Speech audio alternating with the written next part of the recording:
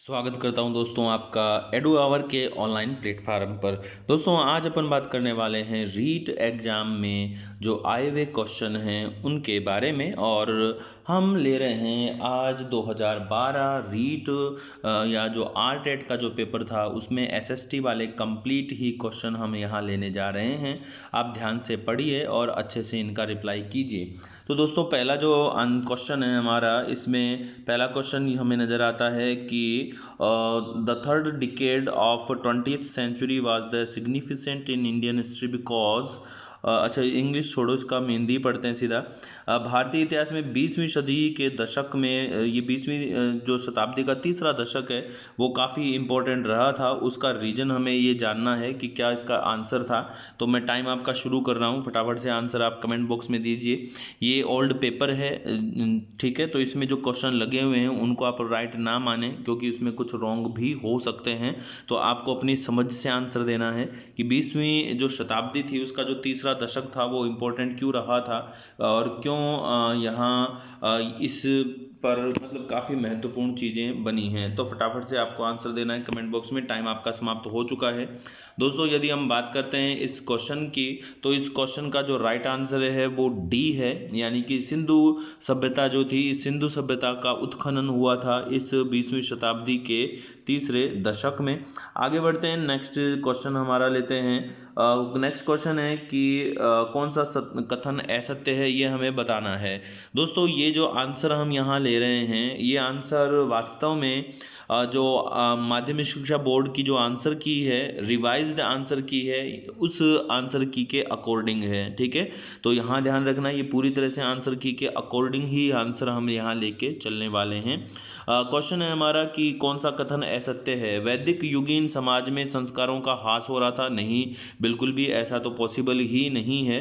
ह्रास हो नहीं रहा था, उल्टे वैदिक संस्कार हमारे यहाँ जन्म ले रहे थे। तो यहाँ तो पहला ही कथन क्या हो गया, असत्य हो गया। अतः हमारा जो आंसर होगा, राइट आंसर, वो क्या हो जाएगा दोस्तों? हमारा राइट आंसर होगा यहाँ पे वैदिक युगीन जो हमारे संस्कार हैं वो इसका राइट आंसर हो जाएगा, ठीक है। आगे बढ़ते हैं नेक्स्ट क्वेश्चन पे। नेक्स्ट क्वेश्चन पे चलते हैं। तो हमारा नेक्स्ट क्वेश्चन जो आता है वो ये है कि निम्नलिखित में से शहरीकरण का कारण कौन सा नहीं है। शहरीकरण का कारण कौन सा नहीं है, आपको ये आंसर देना है। 93 नंबर हमारा क्वेश्चन है, फटाफट से आंसर देना कमेंट बॉक्स में कि शहरीकरण का निम्नलिखित में से कौन सा कारण नहीं है। टाइम आपका शुरू कर देता हूँ मैं यहाँ पे, फटाफट से आंसर दीजिए। अच्छे से क्वेश्चन को पढ़ना है और फिर आंसर आपको देना है। शहरीकरण का कौन सा प्रमुख कारण नहीं है? कुटीर उद्योगों का ह्रास या तीव्र जनसंख्या वृद्धि, बढ़ती महंगाई और आवश्यक सुविधाओं का अभाव। फटाफट से आंसर कमेंट बॉक्स में दे दीजिए। टाइम आपका समाप्त हो रहा है। तो दोस्तों यदि हम आंसर की बात करते हैं तो यहाँ पे जो हमारा राइट आंसर होगा वो राइट आंसर है यहाँ पे बढ़ती महंगाई, है ना दोस्तों। बढ़ती महंगाई नगरीकरण या शहरीकरण के लिए कोई आवश्यक स्थिति नहीं होती है, ठीक है। आगे बढ़ते हैं नेक्स्ट क्वेश्चन पे।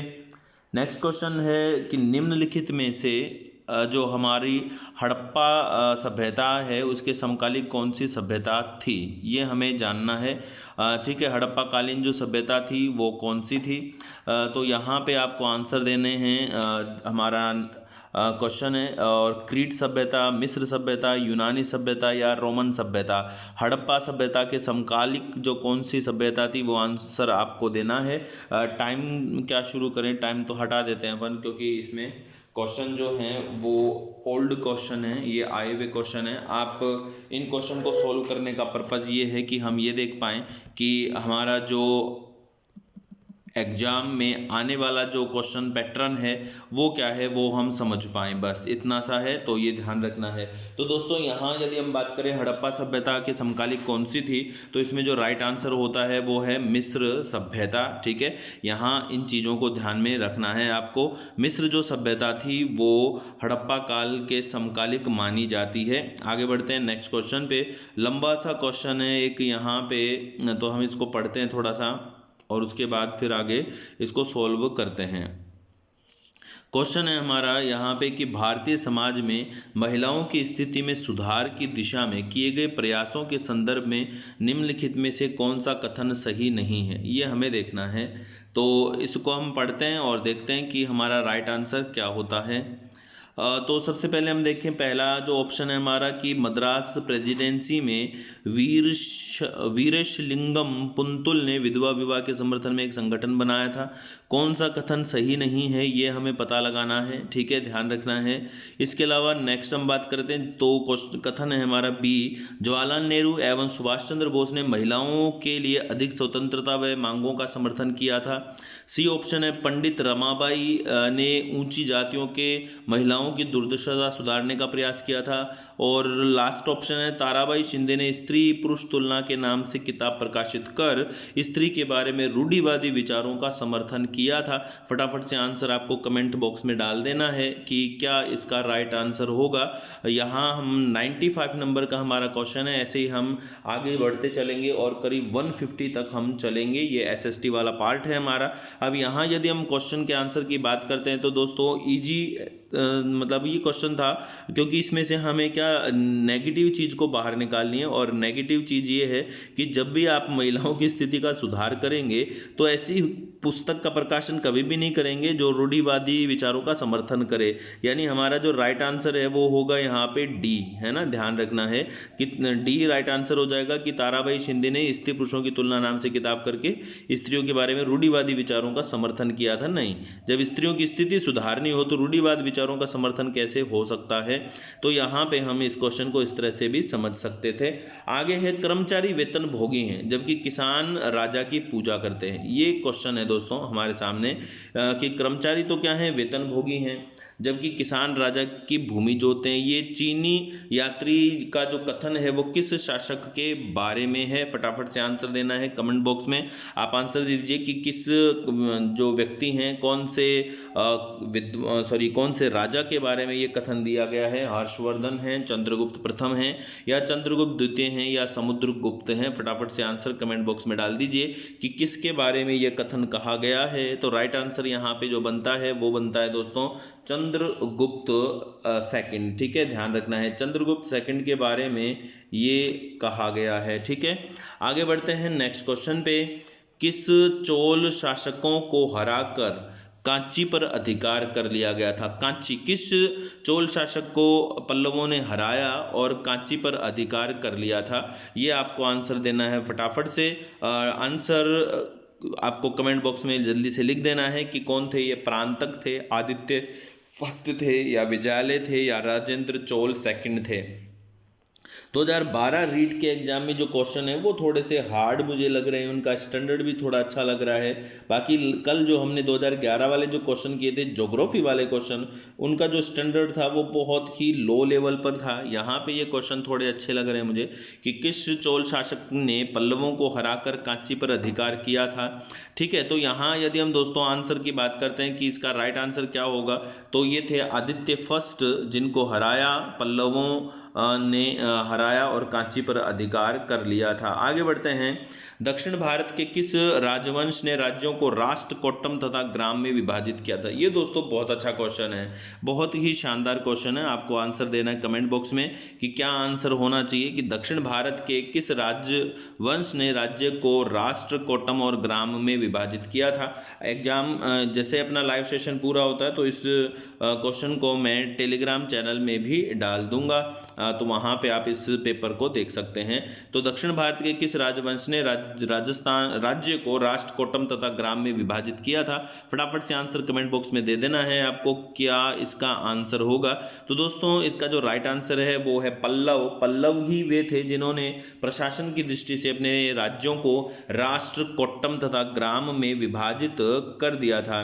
आगे बढ़ते हैं कि किस राजवंश के समय किस राजवंश के समय कन्हेरी विश्वविद्यालय प्रसिद्ध हुआ? कौन सा ये कन्हेरी विश्वविद्यालय है और आपको ये बताना है कि किस राजवंश के दौरान ये काफ़ी प्रसिद्ध था, राष्ट्रकूट, चोल, चालुक्य या पल्लव? फटाफट से कमेंट बॉक्स में आंसर दे दीजिए। 99 नंबर का हम क्वेश्चन ले रहे हैं यहाँ पे और इस तरह से 150 तक हम लेकर चलेंगे। किस राजवंश के समय कन्हेरी विश्वविद्यालय प्रसिद्ध हुआ था? फटाफट से आंसर कमेंट बॉक्स में डाल दीजिए। क्या इसका आंसर होना चाहिए? तो दोस्तों अगर हम इसके आंसर की बात करते हैं तो कन्हेरी विश्वविद्यालय जो प्रसिद्ध हुआ था वो प्रसिद्ध हुआ था राष्ट्रकूट जो राजवंश था उसके समय। ठीक है, आगे बढ़ते हैं। रामपुरवा की वृषभ शीर्ष वाला अशोक स्तंभ किस राज्य में है? देखो, रामपुरवा का वृषभ बैल शीर्ष वाला एक अशोक का अभिलेख है, स्तंभ है, वो आपको बताना है कि किस राज्य में है। फटाफट से कमेंट बॉक्स में आंसर दे दीजिए। आपको आंसर देना है जल्दी से कमेंट बॉक्स में कि ये बिहार में था या बंगाल में था, असम में था या उत्तर प्रदेश में था। कमेंट बॉक्स में फटाफट से आंसर दे दीजिए। तो यहाँ यदि हम बात करते हैं रामपुरवा जो ये वृषभ शीर्ष वाला अशोक स्तंभ है दोस्तों, ये जो इसका राइट आंसर बनता है, ये राइट आंसर कहाँ है? ये राइट आंसर बनता है हमारे बिहार में। ठीक है, ध्यान रखना है आपको। ओके, आगे बढ़ते हैं। टाइम भी हम शुरू करेंगे, साथ में आपको टाइम भी मिलना चाहिए। निम्नलिखित में से सगुण भक्ति का प्रचारक संत रहा। बहुत ही अच्छा क्वेश्चन है दोस्तों। तो टाइम आपका शुरू हो चुका है, फटाफट से आंसर दे दीजिए कि सगुण भक्ति का प्रचारक संत कौन था? निम्नलिखित में से सगुण भक्ति के प्रचारक संत कौन थे? फटाफट से आंसर दीजिए। कबीर थे, नानक थे, निम्बार्क थे या दादू थे? फटाफट से राइट आंसर कमेंट बॉक्स में डाल दीजिए कि सगुण भक्ति के प्रचारक संत कौन थे। तो यहाँ पे जो राइट आंसर होता है वो होता है कबीर। ठीक है दोस्तों, ध्यान रखना है। कबीर जो थे, कबीर नहीं सॉरी निम्बार्क होना चाहिए ना इसका राइट आंसर, निम्बार्क। हाँ, निम्बार्क जो थे वो क्या थे? सगुण भक्ति के प्रचारक संत थे। ठीक है, आगे बढ़ते हैं। मुगल कालीन कला के बारे में कौन सा कथन असत्य है? टाइम मैंने शुरू कर दिया है, फटाफट से आंसर कमेंट बॉक्स में दो कि मुगल कालीन कला के बारे में कौन सा कथन क्या है? असत्य है। आपको ये बताना है कि बीजापुर में इब्राहिम रोजा कला के बारे में, ये क्या क्वेश्चन है? बीजापुर में इब्राहिम रोजा है, अच्छा ये कोई जगह का नाम हो सकता है। अकबर ने फतेहपुर सीकरी 1585, नहीं दोस्तों, यही हमारा कथन असत्य है। अकबर ने फतेहपुर सीकरी का निर्माण लगभग 1569 के आसपास प्रारंभ करवाया था, तो 1585 ईस्वी के बाद इसका निर्माण नहीं करवाया था। अकबर का मकबरा सिकंदरा में है, ठीक है, और शाहजहां ने दिल्ली में तख्ते ताउस बनवाया था, बिल्कुल राइट है। ओके, आगे बढ़ते हैं। नेक्स्ट, महाराणा प्रताप की जब मृत्यु हुई तो उनकी जो आयु थी वो कितनी थी? ये भी एक अच्छा क्वेश्चन है, महाराणा प्रताप के जीवन पर प्रकाश डालता है कि महाराणा प्रताप की जब मृत्यु हुई तो उनकी आयु क्या थी। तो दोस्तों महाराणा प्रताप की जब मृत्यु हुई तो उनकी आयु क्या थी? 67 वर्ष, 54 वर्ष, 57 वर्ष या 49 वर्ष? कमेंट बॉक्स में आंसर फटाफट से डाल दीजिए। क्या इसका राइट आंसर होना चाहिए? दोस्तों यहाँ हम आज तो ले रहे हैं रीट का पेपर, कल हम लेंगे एच टेट का पेपर, एच टेट का पेपर है ना। ऐसे हम राजस्थान के पड़ोसी राज्य जितने भी हैं उन सब का जो पेपर है वो हम कंटिन्यू सॉल्व करते जाएंगे। एच टेट, फिर यूपी टेट, फिर एमपी टेट और सी टेट, इस तरह सारे क्वेश्चन पेपर हम सॉल्व करेंगे। तो यहाँ पे दोस्तों महाराणा प्रताप की जो आयु थी जब मृत्यु हुई थी उनकी, तो मृत्यु के समय उनकी आयु जो थी वो थी 57 वर्ष। ठीक है, ध्यान रखेंगे। आगे बढ़ते हैं नेक्स्ट क्वेश्चन पे। तो यहाँ पे देखो दोस्तों उद्योग से रिलेटेड एक क्वेश्चन बनाया है। यहाँ पे क्वेश्चन ये है कि सन 1800 के आसपास भारतीय निर्यात में सूती कपड़े का जो योगदान था 30% था और 1870 में ये घटकर निर्यात रह गया था मात्र 3%, है ना। ये राइट आंसर इसका है 3%, है ना। तो याद रखना है। आगे बढ़ते हैं। नेक्स्ट क्वेश्चन आ जाता है हमारा कि महिलाओं ने भी जागरण और सामाजिक सुधार हेतु आधुनिक काल में लेखन कार्य को प्रोत्साहन दिया था। इस क्रम में उन्होंने कई पुस्तकें लिखी थी, ठीक है। और 1876 में प्रकाशित ग्रंथ अमार जीवन बंगाली में था। अमार जीवन, इस पुस्तक की लेखिका कौन थी? फटाफट से कमेंट बॉक्स में आंसर दे दीजिए। इस पुस्तक की लेखिका कौन थी? अमार जीवन, ये बंगाली भाषा में था अमार जीवन, ठीक है, फटाफट से आंसर कमेंट बॉक्स में डाल दीजिए। रस सुंदरी थी या कैलाश बासिनी थी, रोकिया शेखावत थी या थी पंडित रमाबाई? फटाफट से कमेंट बॉक्स में आंसर दे देना है आपको कि क्या आंसर होना चाहिए इसका। तो दोस्तों इसका जो राइट आंसर है, अमर जीवन की जो लेखिका थी वो थी रस सुंदरी। ठीक है, आगे बढ़ते हैं। इजी क्वेश्चन है थोड़ा। भारतीय संविधान को अंगीकृत किया गया है, भारतीय संविधान को अपनाया गया है किसके द्वारा? संविधान सभा के द्वारा, संसद द्वारा, लोकसभा द्वारा या राज्यसभा द्वारा? टाइम फटाफट से समाप्त हो रहा है, टाइम शुरू कर देता हूं इसके लिए। क्वेश्चन इजी है, फटाफट से आंसर कमेंट बॉक्स में दे दीजिए। भारतीय संविधान को अपनाया गया है किसके द्वारा? तो दोस्तों यहाँ पे राइट आंसर जो होना चाहिए वो है कि भारतीय संविधान जो अपनाया गया है वो हमारी संविधान सभा के द्वारा अपनाया गया है। आगे बढ़ते हैं। पंथ निरपेक्ष शब्दावली जिसे बाद में जोड़ा गया था, क्या उल्लेख भारतीय संविधान के किस भाग में मिलता है? दोस्तों पंथ निरपेक्ष, सीधा सा क्वेश्चन है कि पंथ, इजी क्वेश्चन है ये, कि पंथ निरपेक्ष भारतीय संविधान के किस भाग में जोड़ा गया है? मौलिक अधिकारों में या नीति निर्देशक तत्वों में या प्रस्तावना में या इनमें से सभी में? आंसर देना है फटाफट से कमेंट बॉक्स में। इसका राइट आंसर क्या होगा कि पंथ निरपेक्ष जो शब्द है वो कहाँ जोड़ा गया है? तो इजी क्वेश्चन है, इसका जो राइट आंसर होगा ना दोस्तों वो होगा प्रस्तावना। ठीक है, ध्यान रखना है, प्रस्तावना में ही, हमारे संविधान की प्रस्तावना में ही इस शब्द को जोड़ा गया है। ठीक है, पंथ निरपेक्ष को। आगे बढ़ते हैं, नेक्स्ट क्वेश्चन बताना है। बालकों के अधिकार बिल 1992, बालकों के अधिकार बिल 1992 का अनुच्छेद यह कहता है कि मुझे मेरे अधिकारों को जानने का अधिकार है। तो आपको ये बताना है कि ये किस अनुच्छेद में कहा गया है? अनुच्छेद 42 में, अनुच्छेद 12 और 13 में, अनुच्छेद 23, 28 और 29 और अनुच्छेद 36।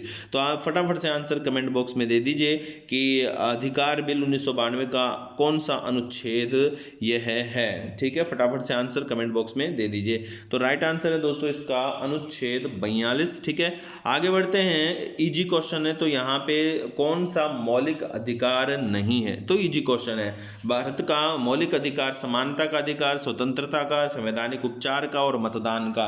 इनमें से मौलिक अधिकार या मूल अधिकार कौन सा नहीं है? इजी क्वेश्चन है, फटाफट से आंसर देना है आपको। टाइम आपका समाप्त हो रहा है, टाइम तो मैंने शुरू कर ही नहीं रहा आज तो यार मैं।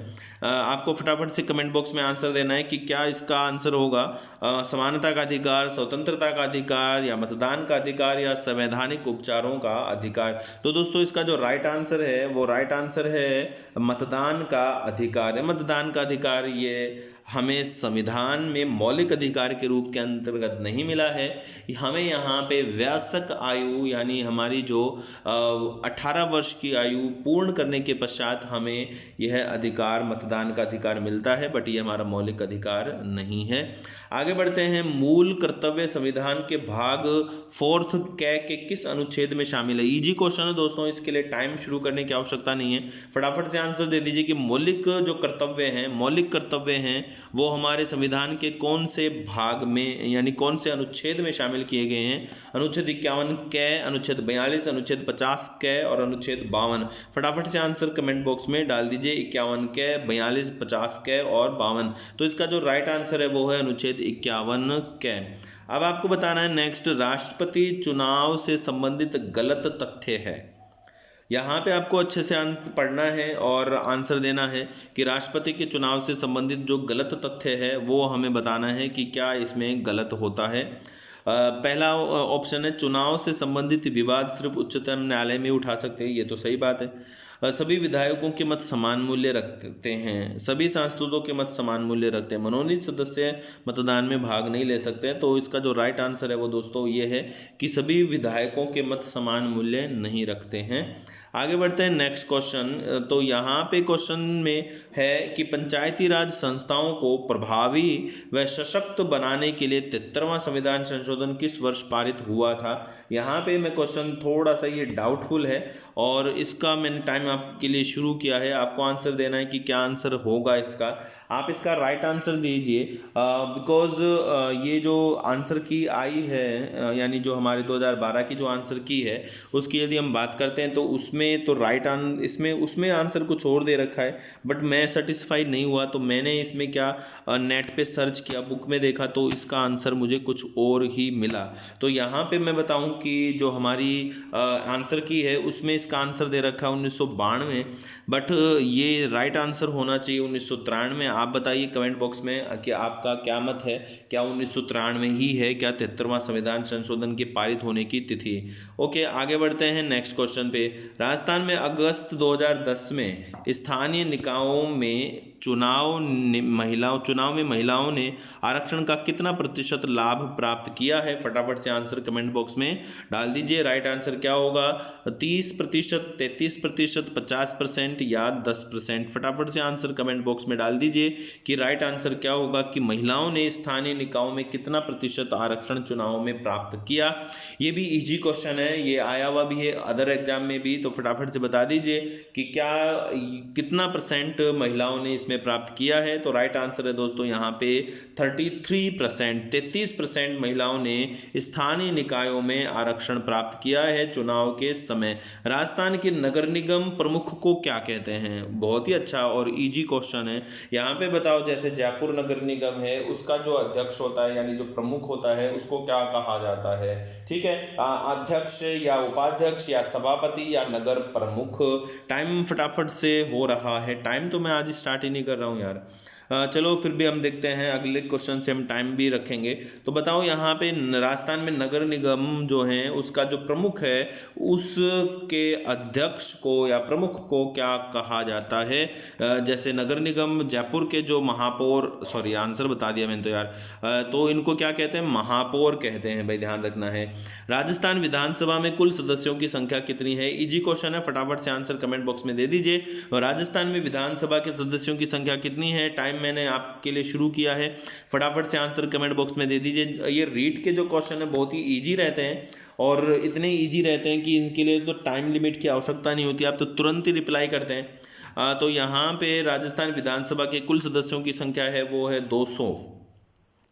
आगे बढ़ते हैं कि किस महासागर में मेरियाना गर्त स्थित है? बहुत ही इजी क्वेश्चन है दोस्तों।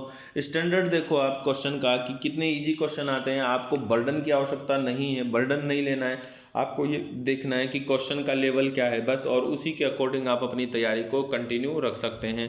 तो यहाँ पे यदि हम बात करते हैं मेरियाना गर्त कहाँ है, तो दोस्तों ये विश्व का सबसे गहरा गर्त है। मेरियाना गर्त विश्व का सबसे गहरा गर्त है और ये गर्त कहाँ स्थित है? प्रशांत महासागर में स्थित है।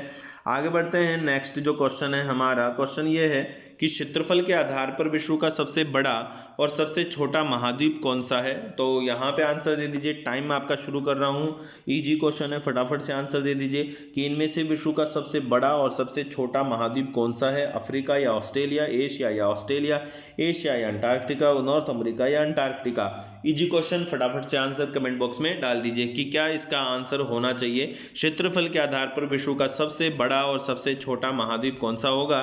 तो दोस्तों इसका जो राइट आंसर है वो ये है कि क्षेत्रफल के आधार पर जो सबसे बड़ा महाद्वीप है वो तो है एशिया, और जो सबसे छोटा है वो है ऑस्ट्रेलिया। आगे बढ़ते हैं, निम्नलिखित में से कौन एक पृथ्वी का परिमंडल नहीं है? फटाफट से आंसर कमेंट बॉक्स में दे दीजिए। ये अच्छा क्वेश्चन था, टाइम मैंने यहाँ पे शुरू किया है, बताइए फटाफट से कि इनमें से कौन पृथ्वी का परिमंडल नहीं है? फटाफट से आंसर कमेंट बॉक्स में डाल दीजिए। टाइम आपका सीमित है, फटाफट से आंसर कमेंट बॉक्स में दे दीजिए कि क्या इसका आंसर होगा। ठीक है, फटाफट से कमेंट बॉक्स में आंसर दे दीजिए।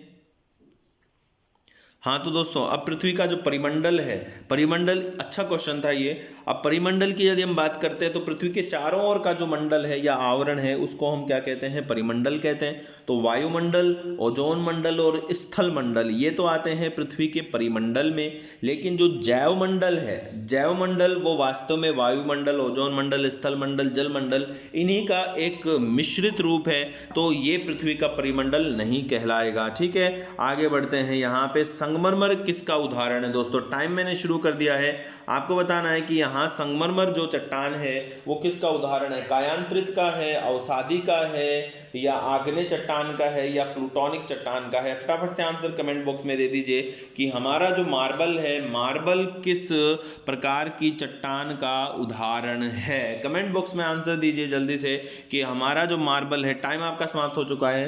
तो दोस्तों मार्बल जो है ना वो कायांतरित चट्टान है, इसको हम रूपांतरित चट्टान भी कह सकते हैं। ये जो चूना नहीं होता, चूना, चूना और डोलोमाइट। चूना और डोलोमाइट का जब रूपांतरण होता है ना, तो ये रूपांतरण होने से क्या निर्मित होता है? रूपांतरण होने से मार्बल निर्मित होता है, चूने के रूपांतरण से। ओके, आगे बढ़ते हैं। नेक्स्ट क्वेश्चन है, अपक्षय व अपर्दन की संयुक्त प्रक्रिया को क्या कहते हैं? टाइम मैंने शुरू कर दिया है, फटाफट से आंसर कमेंट बॉक्स में डाल दीजिए कि अपक्षय व अपर्दन की संयुक्त प्रक्रिया को हम क्या कहेंगे। जल्दी से कमेंट बॉक्स में आंसर लिख दीजिए। टाइम आपका समाप्त हो रहा है, जल्दी से आंसर लिखिए कि संयुक्त प्रक्रिया अपक्षय व अपर्दन की क्या कहलाएगी। तो यहाँ पे जो राइट आंसर होता है वो है दोस्तों अनाच्छादन, है ना, अनाच्छादन। अनाच्छादन वो प्रक्रिया है जिसमें अपक्षय और अपर्दन दोनों आते हैं। अपक्षय होता है चट्टानों का टूटना, और अपर्दन होता है विभिन्न माध्यम के द्वारा उन टूटे हुए चट्टान कणों का एक स्थान से दूसरे स्थान पर बहना या गमन करना। आगे बढ़ते हैं। तो निम्नलिखित में से धात्विक खनिज नहीं है, ये आपको बताना दोस्तों। इनमें से धात्विक खनिज कौन सा नहीं है?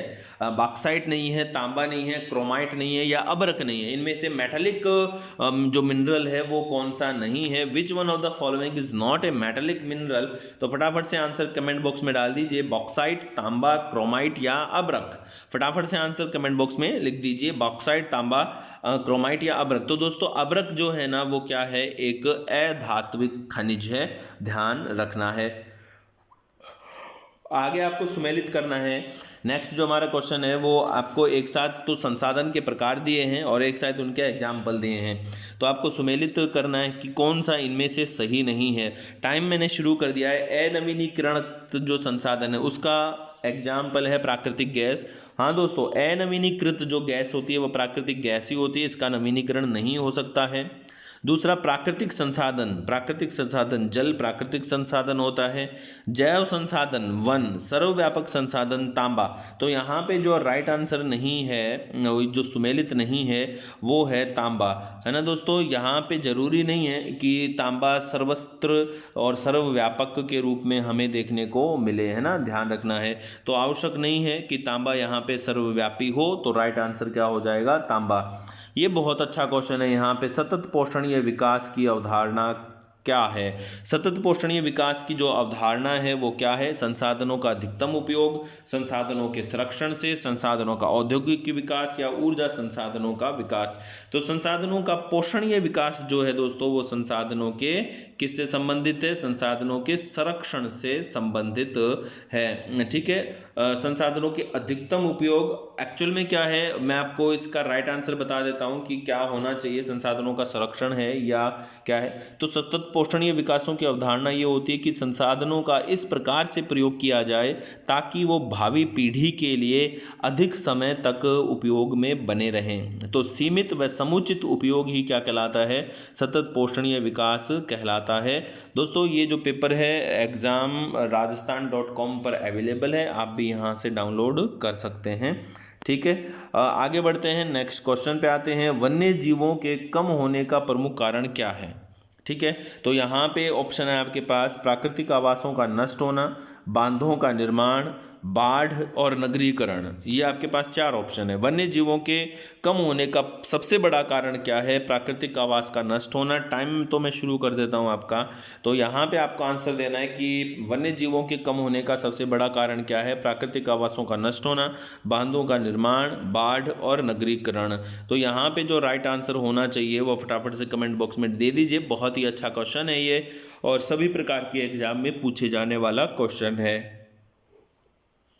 तो यहाँ पे जो राइट आंसर है वो है वन्य जीवों के कम होने का सबसे बड़ा जो कारण है वर्तमान में वो है उनके प्राकृतिक आवासों का नष्ट हो जाना, ठीक है। आगे बढ़ते हैं नेक्स्ट क्वेश्चन पे। विश्व में निम्नलिखित में से गहन निर्वहन कृषि कहाँ की जाती है? टाइम मैंने शुरू कर दिया है। अच्छा क्वेश्चन है दोस्तों, ये आपको बताना है कि गहन निर्वहन कृषि कहाँ की जाती है। बहुत ही अच्छा क्वेश्चन है। शीतोष्ण प्रदेशों में या भूमध्य सागरीय प्रदेशों में या मानसूनी प्रदेशों में या अर्ध शुष्क प्रदेशों में। तो गहन निर्वहन कृषि का जो पोर्शन है वो कौन सा है? फटाफट से आंसर कमेंट बॉक्स में दे देना है। जल्दी से जल्दी आंसर कमेंट बॉक्स में दे दीजिए कि क्या आंसर होगा। टाइम आपका समाप्त हो चुका है। तो दोस्तों गहन निर्वहन कृषि जो की जाती है ना वो की जाती है मानसूनी प्रदेशों में, ठीक है, ध्यान रखना है। आगे क्वेश्चन आता है कि कौन सा भूआकार विश्व की छत कहलाता है। कौन सा भूआकार विश्व की छत कहलाता है? महाहिमालय, महान हिमालय, पामीर का पठार, तिब्बत का पठार या दक्षिण का पठार। इनमें से विश्व की छत किसे कहते हैं? फटाफट से आंसर कमेंट बॉक्स में डाल दीजिए। टाइम मैंने शुरू कर दिया है आपका। आंसर जल्दी से कमेंट बॉक्स में दे दीजिए कि क्या होना चाहिए, विश्व की छत किसे कहेंगे? पामीर के पठार को या तिब्बत के पठार को या दक्षिण का पठार या महान हिमालय। तो दोस्तों तिब्बत का जो पठार है वो विश्व का सर्वोच्च पठार है, लेकिन पामीर का जो पठार है उसे कहा जाता है विश्व की छत। तो हमारा जो राइट आंसर होता है यहाँ पे वो बनता है पामीर का पठार। ठीक है, आगे बढ़ते हैं नेक्स्ट क्वेश्चन पे कि भारत के किस राज्य में ग्रीष्म ऋतु में सामान्यतः काल वैशाखी हवाएं चलती हैं? वाह, अच्छा क्वेश्चन है। तो काल वैशाखी जो हवाएं हैं वो कहाँ चलती हैं? पश्चिम बंगाल में, असम में, उड़ीसा में और बिहार में। फटाफट से कमेंट बॉक्स में आंसर दे दीजिए। टाइम मैंने आपका शुरू कर दिया है। दोस्तों यहाँ पे काल वैशाखी जो हवाएं हैं ना, वास्तव में वो तो सभी में चलती हैं, इनमें पश्चिम बंगाल में भी, असम में भी, उड़ीसा में भी, लेकिन इन्हें यहाँ पे अलग अलग नामों से जाना जाता है।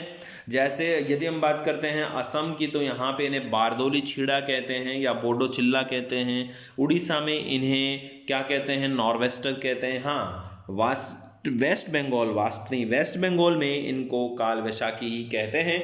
तो राइट आंसर जो हमारा हो जाएगा वो होगा काल वैशाखी। आगे बढ़ते हैं, भारत के किस क्षेत्र में याक पशु पाला जाता है? याक जानते हैं आप, पहाड़ी बैल होता है। ये कहाँ मिलता है हमारे यहाँ? सुंदरवन में, दार्जिलिंग में, अरुणाचल प्रदेश में या लद्दाख में। फटाफट से आंसर कमेंट बॉक्स में दे दीजिए। सुंदरवन, अरुणाचल प्रदेश, दार्जिलिंग या लद्दाख। ठीक है दोस्तों, क्वेश्चन के माध्यम से आप जान सकते हैं क्वेश्चन के स्टैंडर्ड को, और अपने एग्जाम में आप बहुत ही बेहतर कर पाएंगे।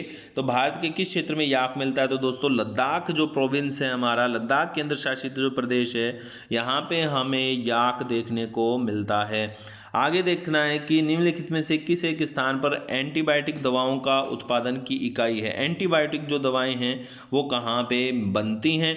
फटाफट से आपको आंसर देना है। आधा ही क्वेश्चन, अच्छा हाँ सभी है ये तो ये एंटीबायोटिक दवाओं की उत्पादन इकाई है ऋषिकेश, देहरादून, चंडीगढ़ और शिमला। बहुत ही प्यारा क्वेश्चन है और ये हमारे उद्योगों से रिलेटेड है। आपको आंसर देना है कि एंटीबायोटिक जो दवा निर्माण केंद्र है वो भारत में कहाँ है? फटाफट से आंसर कमेंट बॉक्स में दे दीजिए। एंटीबायोटिक राजस्थान में कहाँ बनती हैं? एंटीबायोटिक दवाओं का उत्पादन की जो इकाई है, यदि हम इसकी बात करें तो दोस्तों ये जो इसका जो आंसर है, जो राजस्थान माध्यमिक शिक्षा बोर्ड है उसने जो माना है वो चंडीगढ़ माना है, लेकिन ये क्वेश्चन अब काफ़ी पुराना है।